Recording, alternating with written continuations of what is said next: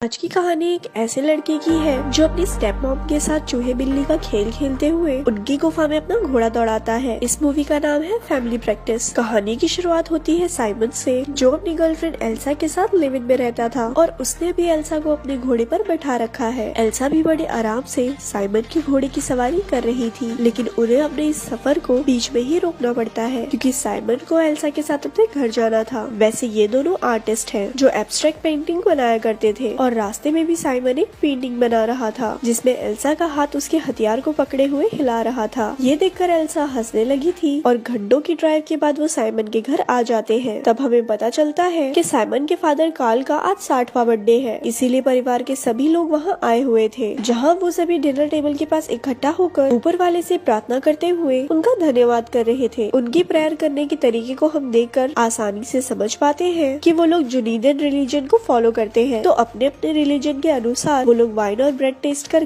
Party को शुरू करते हैं। अब इतने रिश्तेदार आए हुए थे तो वो सब साइमन से उसकी जिंदगी के बारे में बात करते हुए उसके मजे लेने ही लगे थे कि तभी कार्ल बीच में आकर साइमन को उनसे दूर कर देता है। वही खड़े खड़े साइमन देखता है कि उसकी मॉम एग्नेस एल्सा से काफी घुल मिल गई थी। तभी उसकी नजर पड़ती है उसकी स्टेप मॉम सेल्जा पर, जिनके साथ कार्ल मजे किया करते थे। साइमन जिस तरह से सोल्जा को देख रहा था उसे देखकर हम इजीली समझ पाते हैं कि वो भी सोल्जा को पसंद करता है। अब कार्ल ज्यादातर समय अपनी गर्लफ्रेंड सोल्जा के साथ ही बिता रहा था, इसीलिए एग्नेस थोड़ा नाराज रह रही थी और अपनी मॉम की नाराजगी को साइमन ने भी नोटिस कर लिया था। ये सब भुलाकर सभी साथ में खुशी खुशी केक काटते हैं, जिसके बाद साइमन एल्सा से जाकर गले लग रहा था और वही किचन में एग्नेस सबके लिए केक लेने आई हुई थी, जिस दौरान अचानक से उन्हें एक दौरा पड़ता है और वो वहीं पर गिर पड़ती है। अब गिरने की आवाज सुनकर सब आकर उन्हें होश में लाने की कोशिश कर रहे थे और एग्नेस की हालत को देखकर सबसे ज्यादा परेशानी कार्ल को होती है। वैसे मैं आपको बता दूं कि कार्ल एक डॉक्टर होने के साथ एक आर्टिस्ट भी है, जिन्हें एब्स्ट्रैक्ट पेंटिंग करने का शौक है। बेबी इन्हीं की काबिलियत इनके बेटे साइमन को मिली हो। कार्ल एक डॉक्टर था तो वो अपनी वाइफ को संभाल लेता है। इस इंसिडेंट की वजह से पार्टी खत्म हो गई थी, इसीलिए साइमन भी एल्सा के साथ शहर लौट गया था। अब साइमन अपनी मॉम की वजह से थोड़ा परेशान था, तो एल्सा वही उसके अपार्टमेंट में रुक कर रात भर साइमन के घोड़े पर बैठकर उसे भी अपने साथ खुशियों की राह पर ले जाती है। अगली सुबह साइमन अपनी सारी पेंटिंग्स लेकर एल्सा के पास जाता है, जहाँ वो दोनों वो सारी पेंटिंग्स को किसी ऑक्शन में बेचने की तैयारी में थे। तभी वहाँ एग्नेस आकर साइमन को बताती है कि वो कार्ल के साथ एक वीकेंड पे जा रही है, तो साइमन को घर आकर कार्ल के हॉस्पिटल में काम करना होगा। साइमन भी समझता था कि इस वेकेशन की वजह से उसके पेरेंट्स करीब आ सकते थे, लेकिन इस चक्कर में वो अपनी पेंटिंग्स को ऑक्शन में नहीं बेच पाता। आगे हम देखते हैं कि साइमन अकेले ही घर जा रहा था क्योंकि एल्सा बहुत ही बिजी थी। घर आने पर कार्ल साइमन को सारी चीजें समझाता है कि किन किन चीजों का उसे नोट्स बनाकर रखना होगा, जिसके बाद वो एग्नेस के साथ वेकेशन के लिए निकल जाता है। वैसे उन दोनों को साथ में खुशी खुशी जाते देखकर सोनिया कुछ खास खुश नहीं थी। उनके जाने के बाद शाम में साइमन एल्सा के साथ एक इवेंट देखने जाता है, फिर वापस आकर अपने काम करने के साथ पार्क में अपने कजिन के साथ मस्त चिल कर रहा था कि वहाँ सोल्जा आ जाती है, जो उसके प्रोफेसर में काफी दिलचस्पी लेती है। लेकिन सोल्जा की बातों से साइमन हर्ट हो जाता है और जब किचन में सोल्जा कॉफी लेने आती है तो वो सारी कॉफी बेसिन में डालकर अपने रूम में चला आता है। अब रात में वो कुछ पेंटिंग्स बनाने का ट्राई कर रहा था, लेकिन माइंड डिस्टर्ब होने की वजह से वो कुछ ड्रॉ नहीं कर पाता। तभी वहाँ उसका कजिन आता है और एक मीट के टुकड़े को अपने डॉगी को दिखाकर उसे चढ़ाता है। डॉगी के भौंकने की वजह से काफी शोर हो रहा था, इसीलिए साइमन उस मीट का टुकड़ा उस डॉगी के पास फेंक कर उसे शांत करवा देता है। अगली सुबह साइमन नोटिस करता है कि सोल्जा फोन पर गुस्से में कार्ल से बातें कर रही है और जब उसे कार्ल का फोन आता है तो वो समझ जाता है कि सोल्जा इसीलिए गुस्से में है क्योंकि कार्ल एग्नेस के साथ बीच पर गया था और इस बीच पर सब लोग अपना उतार कर जाते हैं। वैसे कार्ल उसे समझा रहे थे कि वो सोल्जा को परेशान ना करे, जिसके बाद वो अपने अंकल के साथ मिलकर काम करता है और जब वो सोल्जा से माफी मांगने के लिए उसके कैबिन में जाता है तो वहाँ उसकी मुलाकात एक पेशेंट से होती है। इस वजह से वो उस टाइम पर सोल्जा से माफी नहीं मांग पाता, लेकिन थोड़ी देर बाद वो सोल्जा के पास आकर उससे माफी मांगता है और अपने इस लाइफ से परेशान सोल्जा खुद को कंट्रोल नहीं कर पाती और साइमन के सामने ही फूट फूट कर रोने लगती है। साइमन भी उसे संभालता है और उस दरमियान सोल्जा साइमन को हक कर लेती है, जिससे उनके बीच एक ऑकवर्ड सा मूवमेंट बन गया था, लेकिन कुछ हो उससे पहले दोनों एक दूसरे को संभाल लेते हैं। लेकिन इस इंसिडेंट के बाद से ही साइमन सोल्जा के ख्यालों में ही डूबा रहता है। इवन एल्सा के साथ होने पर भी वो सोल्जा के बारे में ही सोच रहा था। अब अगले दिन वो सोल्जा से बात करना चाह रहा था, लेकिन सोल्जा को किसी काम की वजह से